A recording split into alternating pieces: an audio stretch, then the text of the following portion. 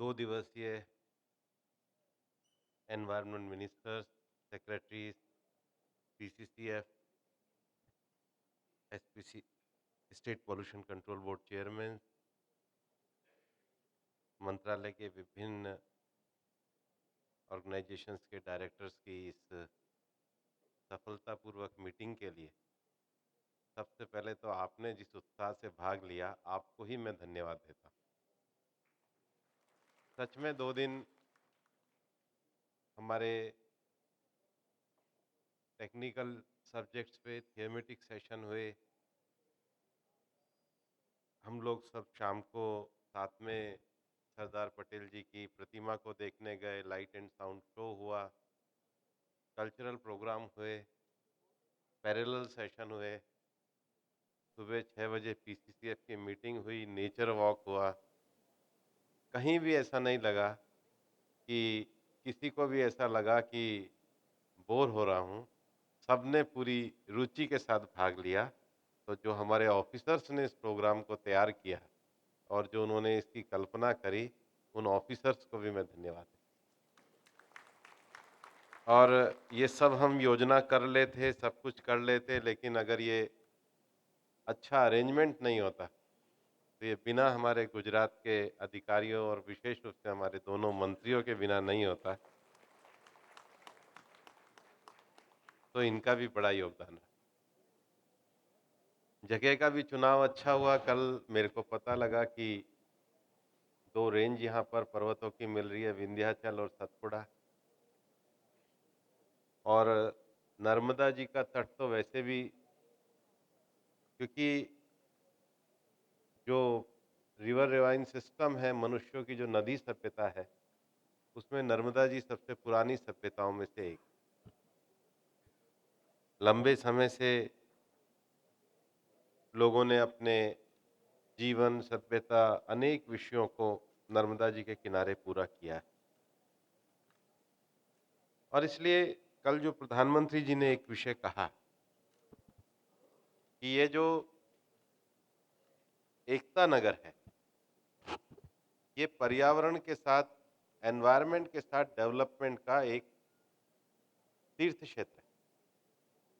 जब देश की आज़ादी हुई और हमारे देश में भाखड़ा से लेकर के बड़े डैम बने, तो हमने कहा कि ये देश के नए तीर्थ। लेकिन आज़ादी के अमृत उत्सव पे हम एक ऐसा शहर और एक ऐसी स्थान को बनाने में सफल रहे, जिसने 4 से 5 राज्यों में पानी का, पीने का पानी पहुंचाया, खेतों में पानी पहुंचाया, बिजली पहुंचाई, साथ में सेंचुरी को सुरक्षित किया, ट्राइबल लोगों को रोजगार दिए और पूरा एनवायरनमेंट के जो स्टैंडर्ड्स हैं, उनका भी पूरा पालन किया गया। और इसी पर्यावरण वाले विकास की कल्पना को लेकर ही हमको आगे बढ़ना है। कई बार वैसे मिनिस्ट्री ऑफ एनवायरनमेंट में काम करते हुए मुझे हमेशा लगता है कि फिलॉसफी ऑफ नेचर, इसके प्रति हमेशा से, चाहे विज्ञान का विषय हो, चाहे फिलॉसफी का विषय हो, हमेशा से एक एक जागरूकता का भाव रहा है। हमारे यहाँ जो टेक्सोनॉमी के ऑर्गेनाइजेशन है, ZSI, BSI, wild life institute of India या एनसीएसएम, जब मैं साइंटिस्ट के साथ बात भी करता हूँ तो एक स्तर पे जाके वो भी रुक जाता है कि नेचर को इवॉल्व कैसे हो रहा है।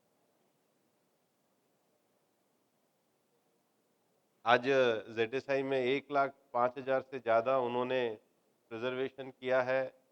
बीएसआई ने 36,000 से ज़्यादा टेक्सोनॉमी में अपने काम को किया है।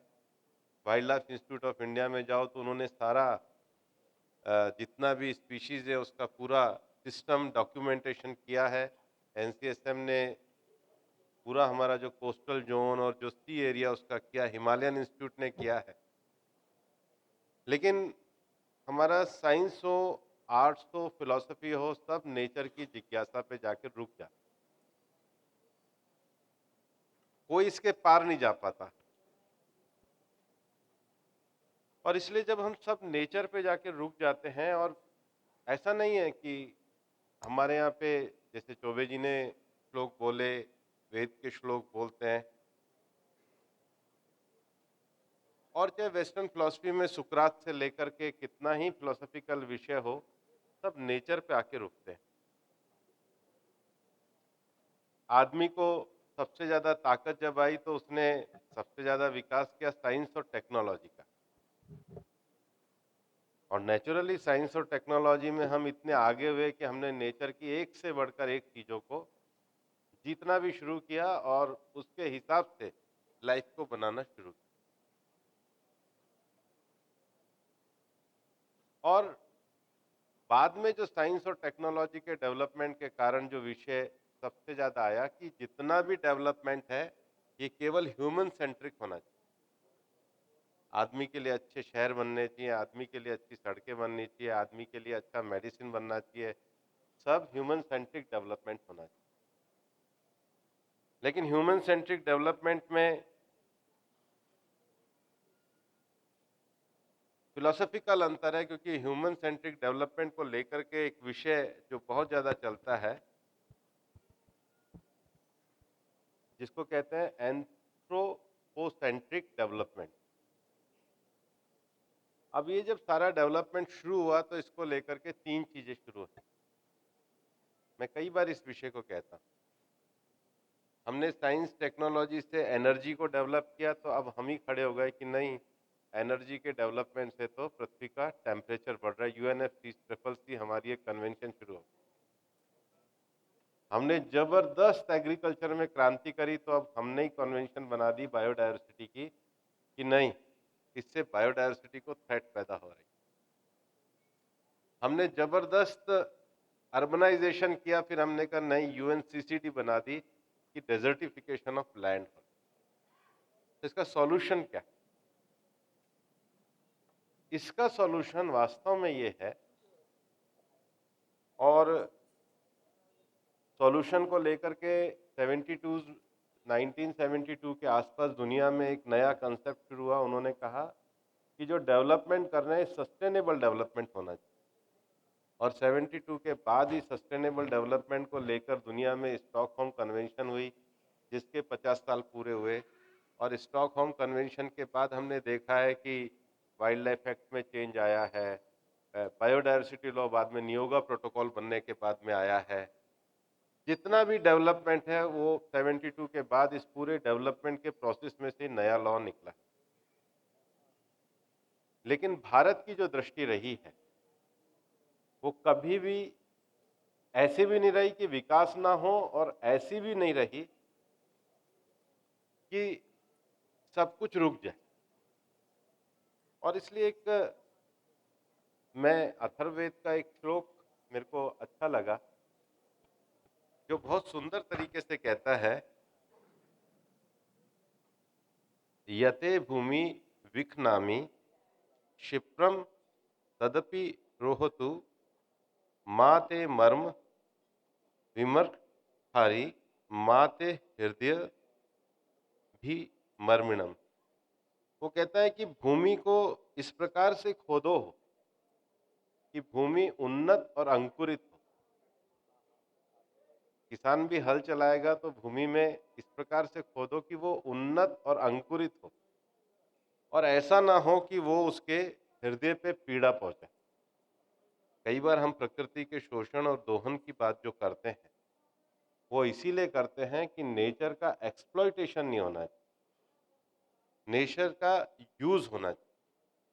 और इसीलिए प्रधानमंत्री श्री नरेंद्र मोदी जी ने 50 साल का ये जो पूरा सस्टेनेबल डेवलपमेंट का जो मूवमेंट चला है, इसको 50 साल बाद प्रधानमंत्री जी ने ग्लासगो में जो मंत्र दिया वो यही है कि अल्टीमेटली हमको डेवलपमेंट करना है, लेकिन माइंडफुल कंजम्पशन करना है, माइंडलेस यूटिलाइजेशन नहीं करना।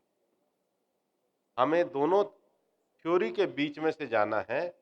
एक थ्योरी है कि केवल ह्यूमन सेंट्रिक डेवलपमेंट होता है, साइंस डेवलपमेंट होता है। दूसरी थ्योरी एग्जिस्ट करती है कि नहीं, नेचर के साथ एग्जिस्ट करके रहा जा सकता है, लेकिन नेचर के साथ अगर एग्जिस्ट करके रहना है, जैसे सभ्य समाज में आप अपने स्वभाव में मर्यादा रखते हैं, ऐसे प्रकृति के साथ भी मर्यादा रखकर जीना चाहिए। वही लाइफ है, वही एनवायरनमेंट फ्रेंडली लाइफस्टाइल है, जो माननीय प्रधानमंत्री जी ने कल भी हमको आह्वान किया है, आगे भी आह्वान।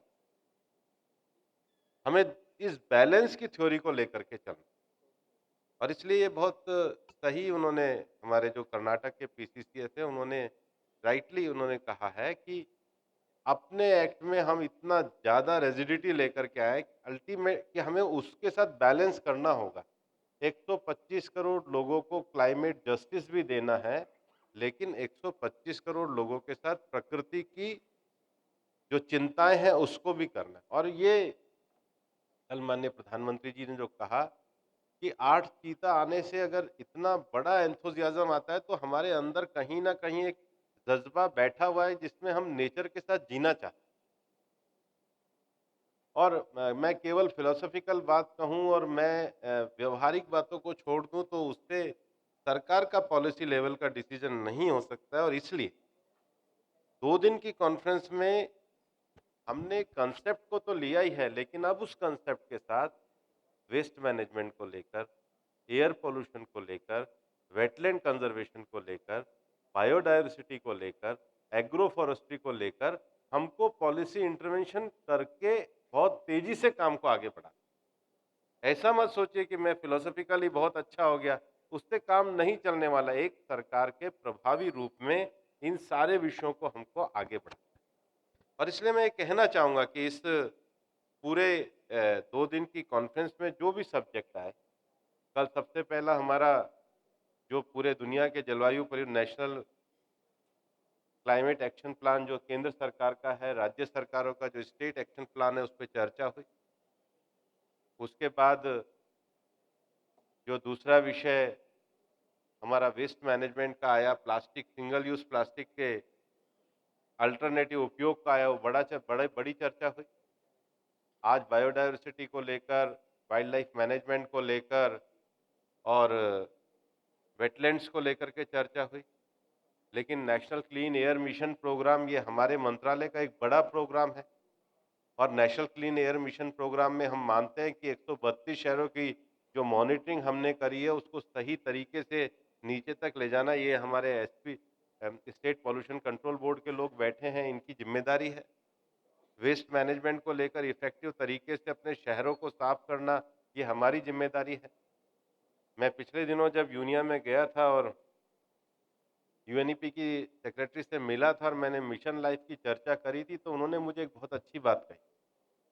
उन्होंने कहा, मैं लाइफ के आपके प्रधानमंत्री के मिशन को समझती हूँ कि जो हम मदर अर्थ से लेते हैं, कुछ भी हम लेते हैं धरती से, कभी ऐसा हुआ है कि धरती को मनुष्य ने क्या दिया? हम कचरे के रूप में ही। माइंडफुल यूटिलाइजेशन का अर्थ ही है, वेस्ट मैनेजमेंट का अर्थ हो, एयर पोल्यूशन को कंट्रोल करने का अर्थ हो, अपने नदियों को साफ करने का अर्थ हो, अपने वाइल्ड लाइफ में कि अल्टीमेटली जो नेचर से हम ले रहे हैं, वो नेचर से कचरे के रूप में तो कम से कम उसको वापस ना करें, क्लीन तो कम से कम उसको रखें। जब अपना घर साफ रख सकते हैं, तो अपने वातावरण को साफ रखने की भी ये हमारी जिम्मेदारी है। और इसलिए मैं ये कहना चाहूंगा कि ये जो 3 विजन पे हमारी यहाँ चर्चा हुई, लाइफ के मिशन को लेकर के चर्चा हुई, क्लाइमेट एक्शन प्लान को लेकर के हमारी चर्चा हुई, प्लास्टिक वेस्ट मैनेजमेंट को, एयर पोल्यूशन को लेकर के चर्चा हुई। ये पॉलिसी के रूप में हमको दिखती। और मिनिस्ट्री ऑफ एनवायरनमेंट का अर्थ ये नहीं है कि मिनिस्ट्री ऑफ एनवायरनमेंट प्रोटेक्ट करेगी और बाकी की मिनिस्ट्रियाँ काम करेगी। मिनिस्ट्री ऑफ एनवायरनमेंट भी देश के आर्थिक विकास में योगदान देगी। मिनिस्ट्री ऑफ एनवायरनमेंट भी देश में रोजगार को पैदा करने के लिए काम करेगी। मिनिस्ट्री ऑफ एनवायरनमेंट भी देश के जीडीपी में योगदान देगी। कभी ऐसा नहीं हो सकता है कि एक मिनिस्ट्री कहे कि नहीं, हमारा काम तो केवल आपको देखना है, मॉनिटर करना। हमारा भी काम है। इसलिए एग्रो फॉरेस्ट्री में देश का रोजगार पैदा होता है, इको टूरिज्म से देश का रोजगार पैदा होता है, ये भी हमारा काम है। इकोनॉमिक एक्टिविटी और इकोनॉमिक डेवलपमेंट के बिना केवल फिलॉसफी नहीं चल सकती, और डेवलपमेंट में अगर फिलॉसफी और वैल्यूज नहीं होंगे तो डेवलपमेंट ठीक नहीं होगा। आप दोनों चीजों को ये मान करके चल, बिना वैल्यू के ना सोसाइटी रह सकती है, ना गवर्नेंस रह सकती है। और बिना कंपैशन के भी नहीं रह सकती, लेकिन उस डेडिकेशन के लिए हमें दोनों चीज़ों पे तैयार होना होगा। और कई बार केवल विषयों को कहने से नहीं सीखते, साथ में रहने से भी हमारे को बहुत चीज़ें ध्यान में आती है, एक-दूसरे के एक्सपीरियंस शेयर करने से भी हमको ध्यान में आती है। और मैं ये मानता हूँ कि ये कॉन्फ्रेंस उस दृष्टि से हमारी एक सफल कॉन्फ्रेंस रही। कॉन्फ्रेंस में आने का एक और कारण है, जो मैं मानता हूँ कि सबसे बड़ा कारण है। कोई भी व्यक्ति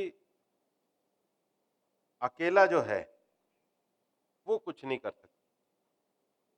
आप मान के चलना कि आप सोचो कि मैं अकेले इस संसार को, सारी समस्याओं को समाधान करूँ, कोई नहीं कर।